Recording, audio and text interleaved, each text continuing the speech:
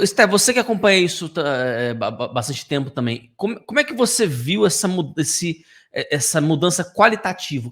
Do que se tratou, né? Por que hoje a esquerda ela está diferente na sua comunicação do que era 10 anos atrás?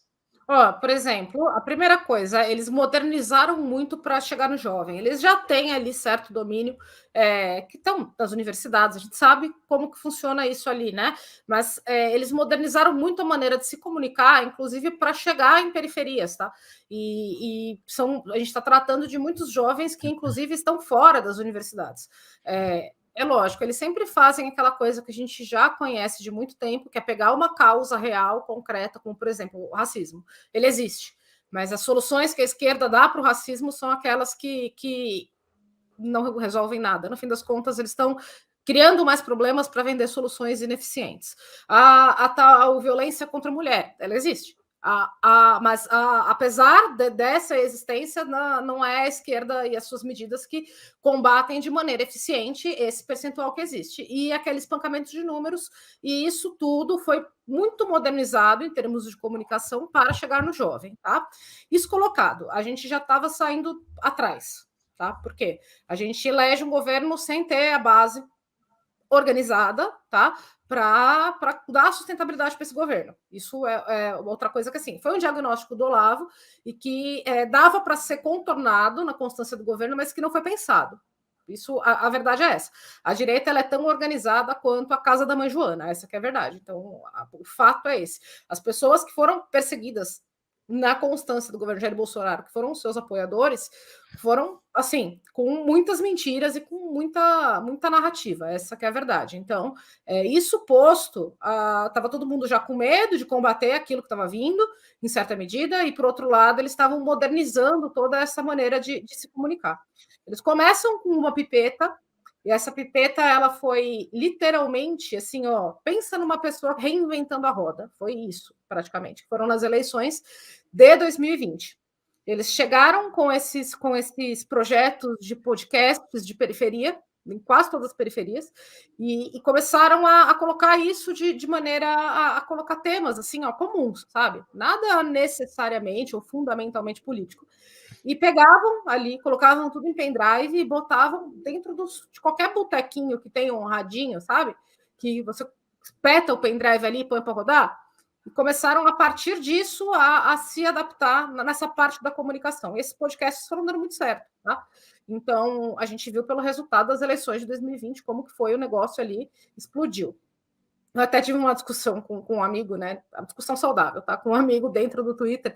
Ah, mas quase ninguém escuta ou assiste esses podcasts. Bom, hoje a gente pode falar que está saturado, mas ali naquela constância de 2020, 2021, 2022 até a eleição de 2022, o negócio pegou fogo, né? Para ver quem ia em podcast, quem não ia e tal. Outro ponto que eu vi que eu acho que a gente pode colocar aí como marca histórica dessa comunicação foi a CPI da Covid, tá?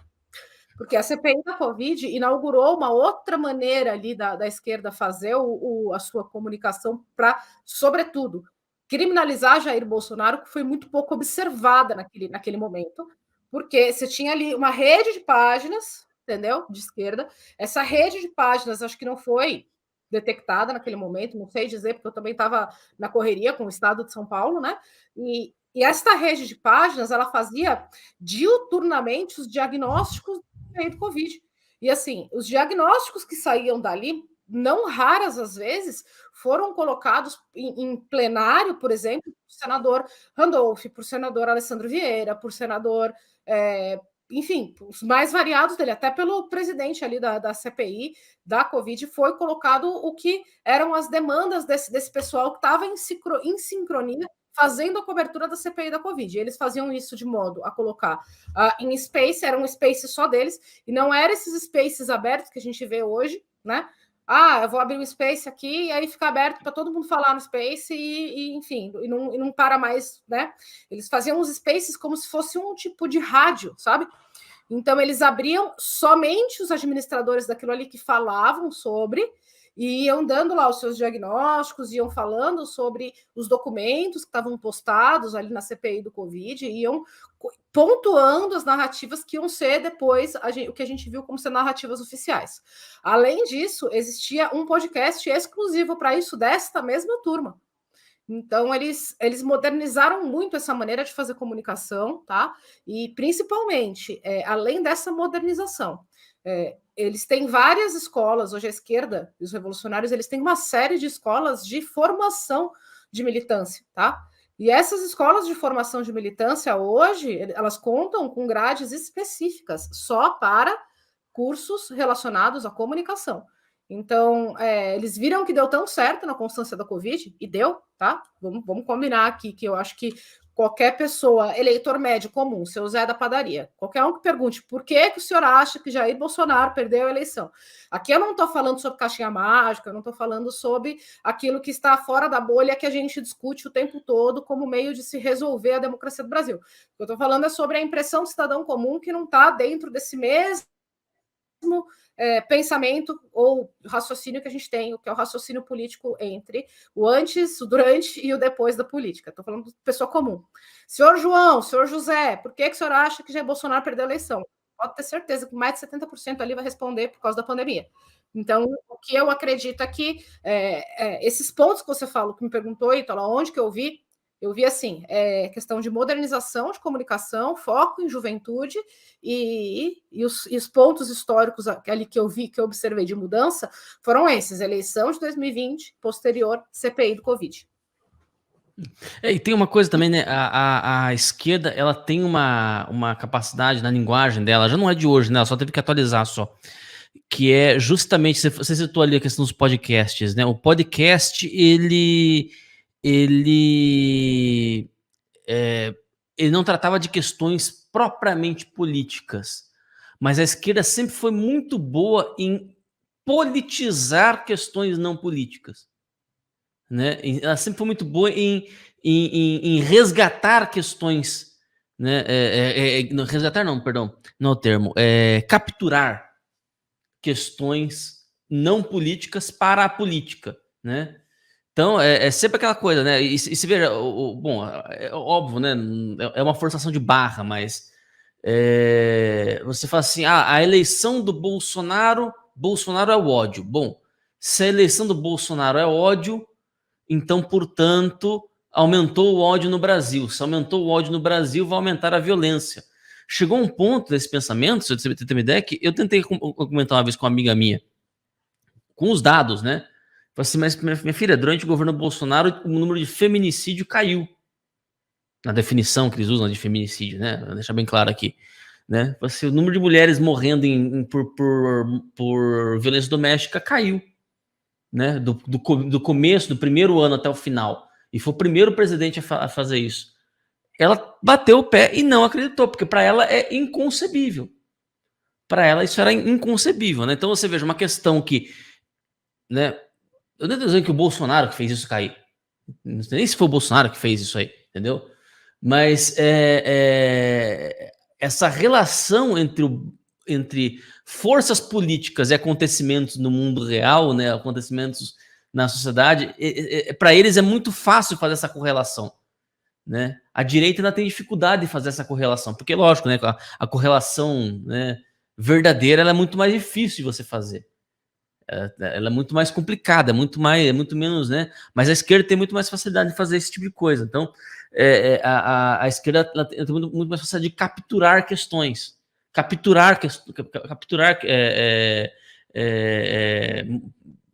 enfim, né? Questões locais, por exemplo, né? Então, enfim, essa questão do podcast aí eu chamo a atenção para isso. Né? Tô aqui pensando em voz alta só. Agora, o Estel, eu queria que você...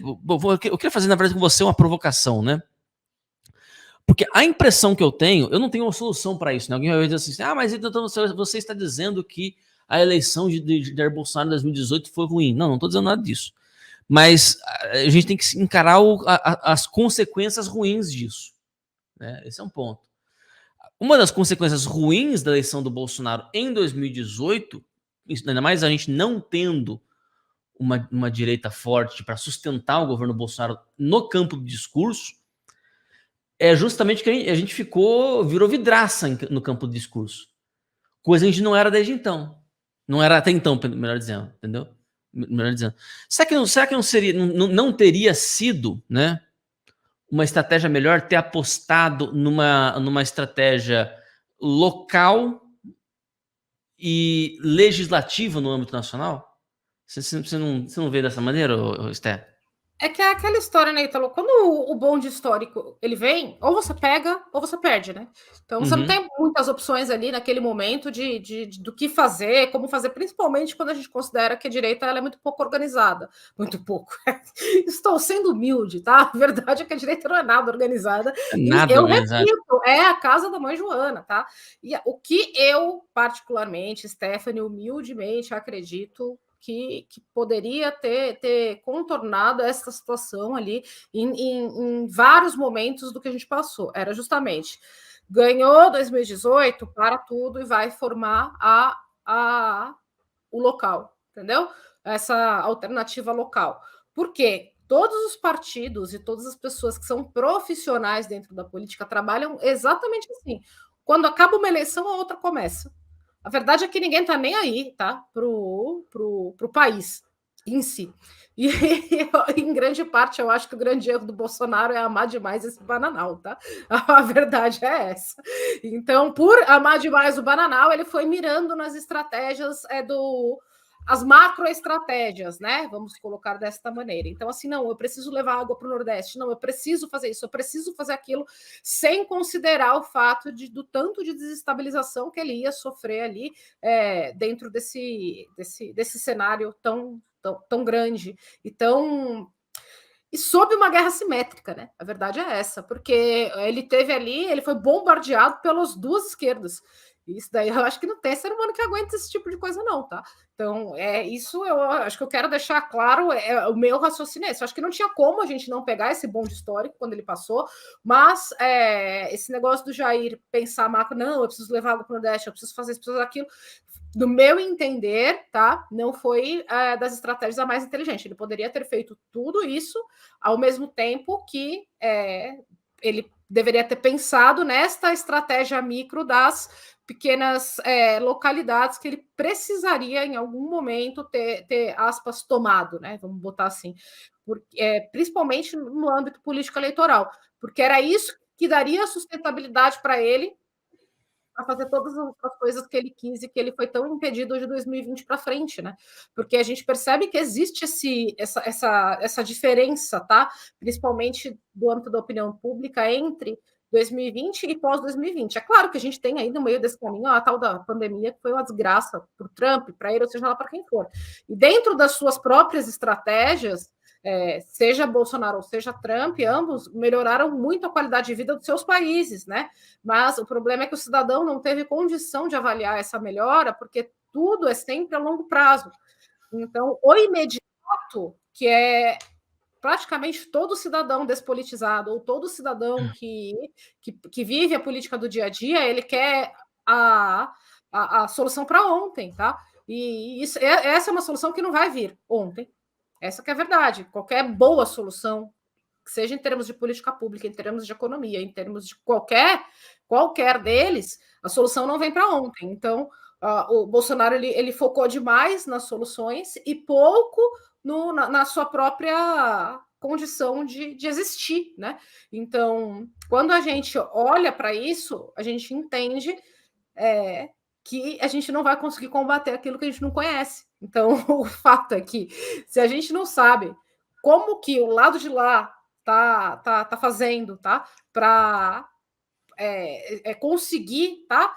Tantas estocadas seguidamente e ter tantas vitórias seguidamente, a gente também não consegue entender como que a gente vai combater isso, porque é aquilo que a gente vem falando e que, poxa, vida, o Terça Livre já abordou com tanta maestria.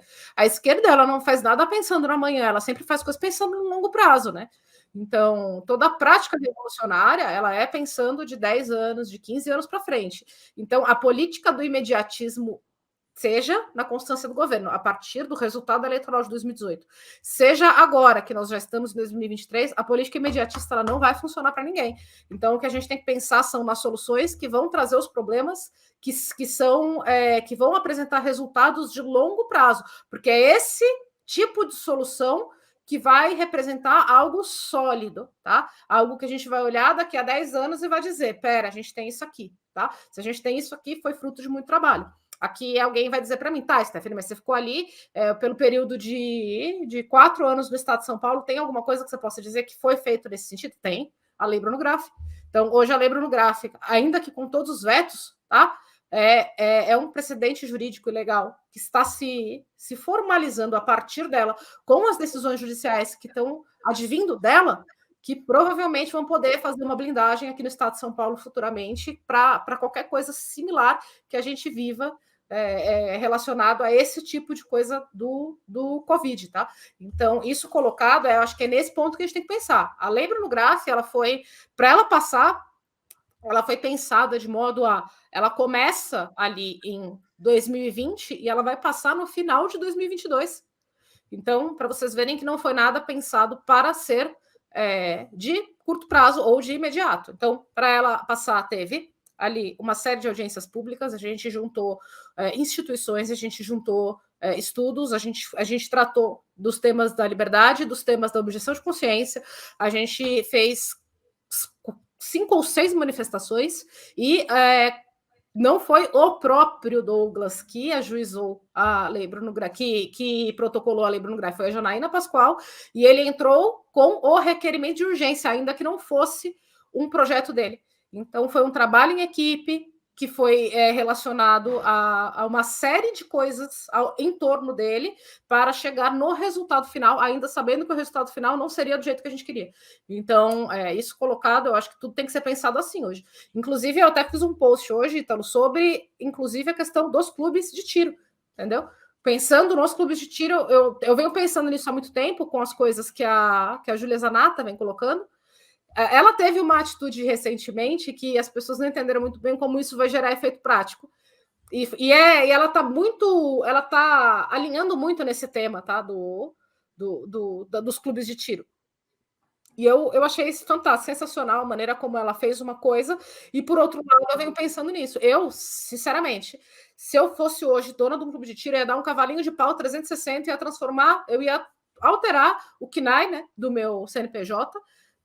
Não sei se é KNAI o nome, né? Mas ali a finalidade dele de clube de tiro eu ia alterar para a escola e ia começar a habilitar para receber emenda parlamentar para dar curso de carpintaria, mecânica. Eu ia formar uma rede, tá entendendo? De sustentabilidade em torno do meu próprio clube, ia deixar um pequeno espaço ali, sabe? Aquele terceirização da finalidade do... talvez aqui, se sobrar um tempo, pode ser que ele seja um clube de tiro, e habilitar ali um bom atleta no meu clube para ter todos os argumentos morais, sabe aqueles argumentos que dão muita solidez moral para o negócio existir? Eu iria para esse lado, entende? Então, eu acho que hoje, para a gente pensar na boa prática política em qualquer tema que seja, tem que pensar sempre igual a música, né? Dos caras, o antes, o agora e o depois. Não dá mais para pensar no, hoje eu consigo, mas e amanhã? Como que vai ser? Entendeu?